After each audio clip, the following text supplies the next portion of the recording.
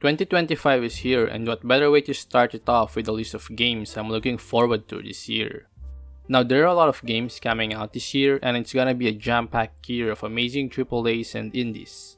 I mean, just in Q3 or Q4 of 2025, we expect GTA 6 to come out. I mean, GTA 6, right? The game everyone and their parents are waiting for. Like most people say, it's gonna be an official holiday when this game comes out. Speaking of which, since GTA 6 is a game that everyone is excited about, I'm excluding it from this list since it's just a given fact. I'm also gonna be just limiting myself to a few titles since I don't want this list to be 100 long.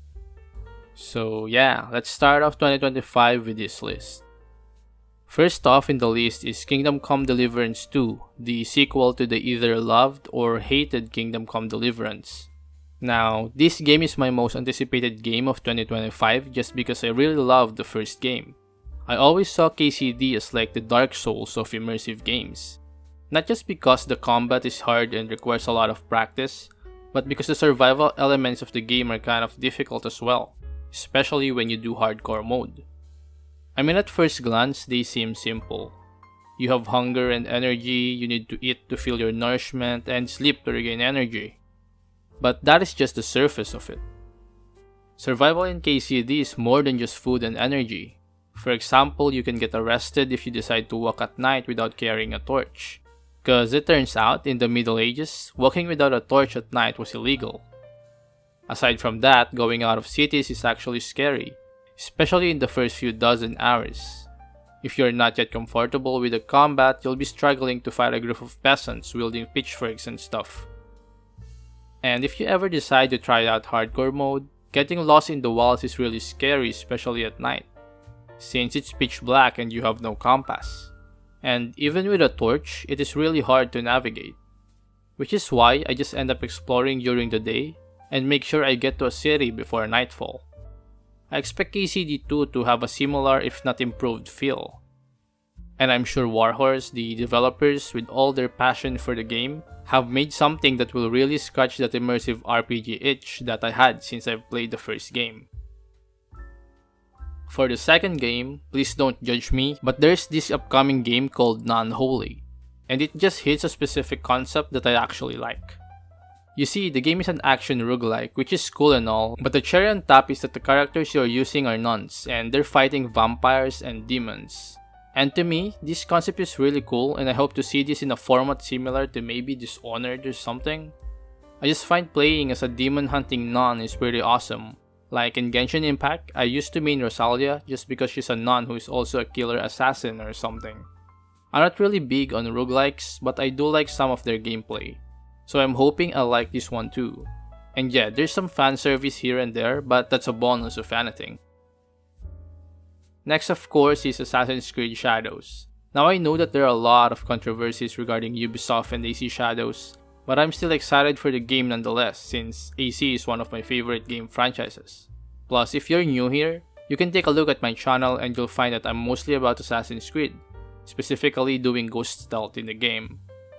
And from the looks of the recent gameplay reveals, the game might be decent, especially in the stealth gameplay overview, which is the one I am really concerned about since I like my AC games leaning more towards stealth.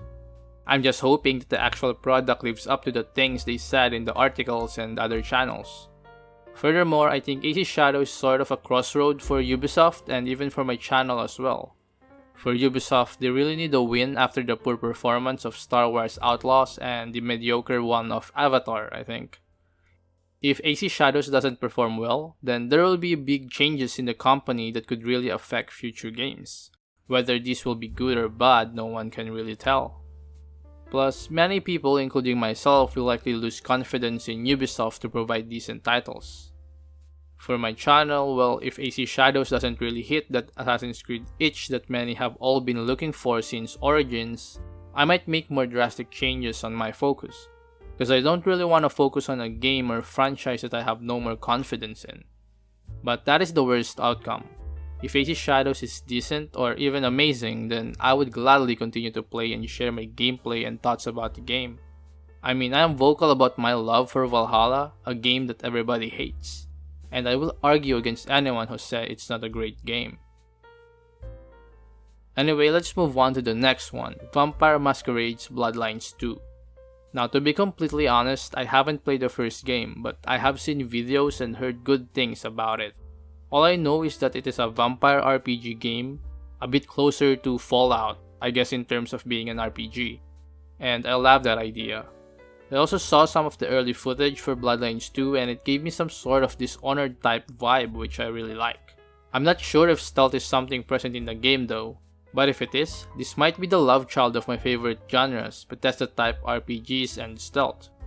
If it plays like anything in Dishonored, then it will really be a game that I will be playing a lot of. So I really hope the game will be great and that it will give us the unique experience. I really hope it is like Dishonored in its gameplay. I might be really off though, so don't take my word for it. Next is Metal Gear Solid Snake Eater. Now again, I'll be honest, the last Metal Gear I've played was Peace Walker on the PSP. I know, I'm not a real stealth gamer if I haven't played a lot of Metal Gear. And I do want to play Phantom Pain and the other entries as well, but I just have a lot of games in my backlogs and I don't know, I didn't really get that feeling of me needing to play Metal Gear. But when I saw the trailer for Snake Eater and remember this is a remake, I just thought that this might be a good re-entry to the franchise. So I'm looking forward to seeing some gameplay once the game comes out. And I'll decide then and there whether I'll buy it or not. But if I do, I'll probably get it on sale cause right now there is no price listed on Steam. But I already have AC Shadows and Kingdom Come Deliverance 2 to purchase, so funds are running low.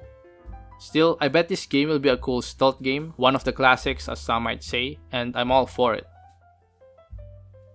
Anyway, let's move on to the next. There's this upcoming game called The Necromancer's Tale.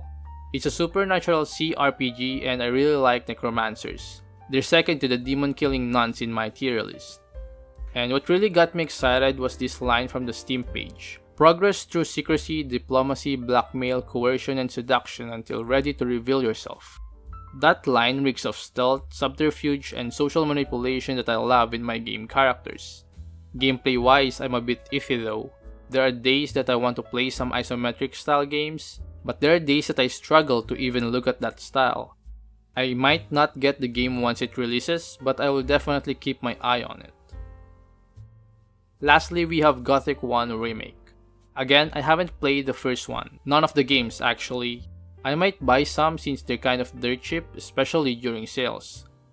All I know is, Gothic is a classic RPG series that I should have really played years ago. I believe it has a dark and morbid world which is something that is interesting, especially when exploring worlds with these themes.